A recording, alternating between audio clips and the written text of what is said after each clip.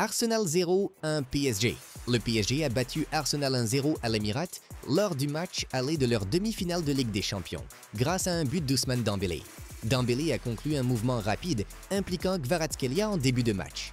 Les deux équipes se sont procuré des occasions, mais le PSG s'est montré plus dangereux offensivement. Doué a obligé Raya à un arrêt et Ruiz a touché le poteau, même si c'était en position de hors-jeu. Arsenal a failli égaliser avant la mi-temps, mais Donnarumma a repoussé deux tentatives de Martinelli. En seconde période, une tête de Merino a été refusée pour hors-jeu et Donnarumma a réalisé un superbe arrêt sur une frappe de Trossard. Arsenal a poussé en fin de match sans parvenir à trouver la faille. Dans les dernières minutes, le PSG a semblé particulièrement menaçant en contre. Barcola a combiné avec Ramos, s'est présenté seul face à Raya, mais a manqué le cadre. Peu après, Ramos a reçu le ballon dans la surface et a frappé du bout du pied. La barre transversale a sauvé Arsenal. Le PSG abordera le match retour avec une courte avance. L'entraîneur d'Arsenal, Mikel Arteta, s'est montré frustré après le match. « Nous sommes déçus par le résultat. Nous avons eu du mal à entrer dans le match, mais en dehors du but, une action individuelle décisive, il n'y avait pas beaucoup de différence entre les deux équipes. Nous avons mieux joué au fil du match, donc c'est frustrant de ne pas au moins repartir avec un nul », a-t-il déclaré. L'entraîneur du Paris Saint-Germain, Luis Enrique, a salué la performance de son équipe. « Il reste encore le match retour qui sera passionnant », a déclaré Enrique. « Avec le but, dès la 4e minute, nous avons montré quel type d'équipe nous sommes, quels joueurs nous avons, quelle personnalité nous avons et quel football nous voulons jouer. » C'est un excellent résultat, mais il reste le match retour et un but peut être encaissé à la moindre inattention, a-t-il ajouté. Le Paris Saint-Germain s'inquiète de l'état de santé d'Ousmane Dembélé, sorti sur blessure musculaire présumée lors de la victoire 1-0 contre Arsenal. Le joueur de 27 ans, unique buteur du match, a quitté le terrain à la 70e minute et est rentré directement au vestiaire. L'entraîneur Luis Enrique a confirmé que Dembélé est incertain pour le match retour du 7 mai. Les examens médicaux auront lieu demain. Ce n'est rien de grave, c'est plutôt léger, mais il y a un doute pour le match retour, a précisé Enrique. Lamine Yamal. Quand le Real Madrid me battra, ils pourront parler. Lamine Yamal a déclaré que ses détracteurs ne pouvaient rien lui reprocher tant qu'il gagnait, se vantant de la supériorité du Barça sur le Real Madrid après la victoire en finale de la Coupe du Roi samedi. Yamal, passeur décisif à 2 reprises lors de la victoire 3-2 en prolongation contre Madrid, a fait réagir après le match en affirmant que les rivaux du Classico ne pouvaient pas les supporter cette saison. Ces propos interviennent après une 3e victoire consécutive contre Madrid, après un 4-0 au Bernabéu en octobre et un succès 5-2 en finale de Supercoupe d'Espagne en janvier. « Tant que je gagne, ils ne peuvent rien dire », a déclaré Yamal en conférence de presse mardi, lorsqu'on lui a dit que certains trouvaient ses propos arrogants. « Quand ils me battront, ils pourront ». Un tweet de fan illustre parfaitement la déclaration de Lamine. Ce gars est un mélange parfait entre la finesse de Messi et l'arrogance de Ronaldo. Dieu s'est surpassé. Yamal s'exprimait avant la demi-finale aller de Ligue des Champions, mercredi contre l'Inter Milan au Stade Olympique, un match qui marquera sa 100e apparition avec le Barça. Un chiffre remarquable à son âge, mais l'international espagnol ne joue pas comme un novice. Il a inscrit 14 buts et délivré 24 passes décisives cette saison, maintenant le Barça dans la course au triplé. Il affirme n'avoir peur de personne, que ce soit Madrid ou l'Inter.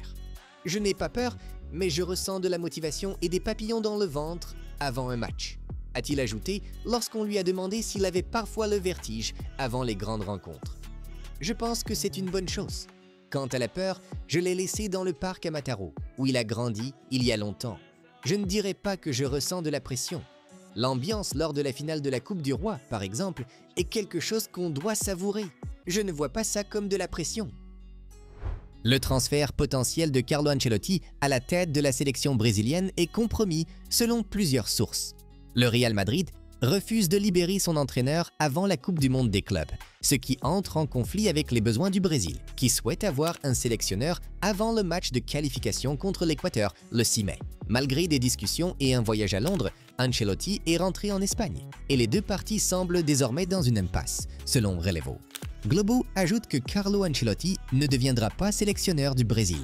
L'entraîneur italien voulait percevoir son salaire pour la dernière année de contrat avec le Real Madrid. Mais le club refuse de le verser puisqu'il ne le limoge pas et qu'Ancelotti devait quitter Madrid de son propre chef. Le timing est aussi devenu un problème. Le Brésil insiste pour que le nouveau sélectionneur soit en place avant les matchs de juin. Selon Marca, Ancelotti a finalement refusé le poste de sélectionneur du Brésil, malgré des négociations avancées.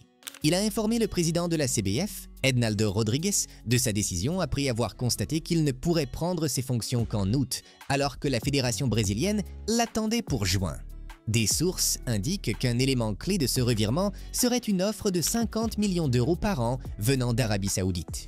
Ancelotti avait également demandé une indemnité de 4 millions d'euros pour quitter le Real Madrid prématurément.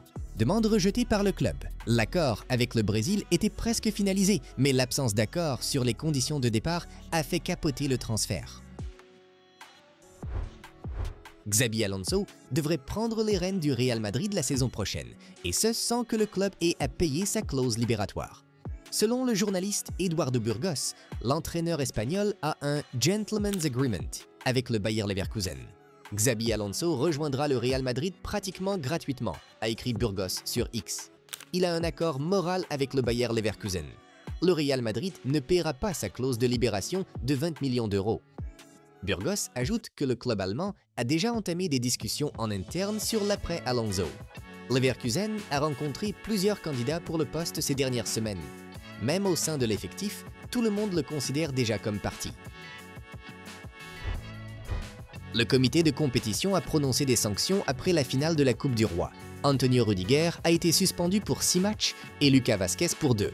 La suspension de Rudiger aura un impact limité car le joueur est blessé et manquera de toute façon la majorité des rencontres restantes. Avec seulement 5 matchs de Liga à jouer, il est effectif qu'il manquera la fin de saison. La suspension de 2 matchs de Vázquez sera reportée à la saison prochaine et pourrait ne même pas être purgée avec le Real Madrid, son avenir étant incertain. Jude Bellingham, quant à lui, a été blanchi de toute sanction après que des images vidéo ont contredit le rapport de l'arbitre qui affirmait qu'il s'était adressé à lui de manière agressive. L'entraîneur du FC Barcelone, Hansi Flick, était visiblement agacé contre 6 joueurs lors de la dernière séance d'entraînement avant le match aller de la demi-finale de Ligue des Champions contre l'Inter Milan. Lamine Yamal, Fermin, Gavi, Ansu Fati, Inigo Martinez et Ronald Araujo sont arrivés en retard à la séance, ce qui a provoqué le mécontentement de Flick. La séance, qui a duré un peu plus d'1 heure, avait déjà été retardée de 45 minutes en raison d'une longue session vidéo. Malgré l'incident, les 6 joueurs ont participé normalement à l'entraînement. Le Barça recevra l'Inter Milan ce mercredi dans un match crucial de Ligue des Champions. Les résultats du vote pour le Ballon d'Or 2020, annulé en raison de la pandémie de Covid-19, ont fuité et montrent que Robert Lewandowski aurait été le vainqueur, devant Kevin De Bruyne et Sadio Mané. Lionel Messi ne figurait pas dans le top 3. Lewandowski, alors joueur du Bayern Munich, avait remporté la Ligue des Champions cette année-là. À 37 ans aujourd'hui, il est peu probable qu'il ait une autre chance de remporter ce trophée prestigieux. C'était un nouvel épisode de Nouvelles de Football Tribune, avec les plus grosses actus du monde du foot que vous ne pouvez tout simplement pas rater. Lâchez un like, partagez cette vidéo avec vos potes fans de foot et surtout, abonnez-vous à notre chaîne. Et en commentaire, dites-nous d'où vous regardez. Passez une excellente journée. À la prochaine!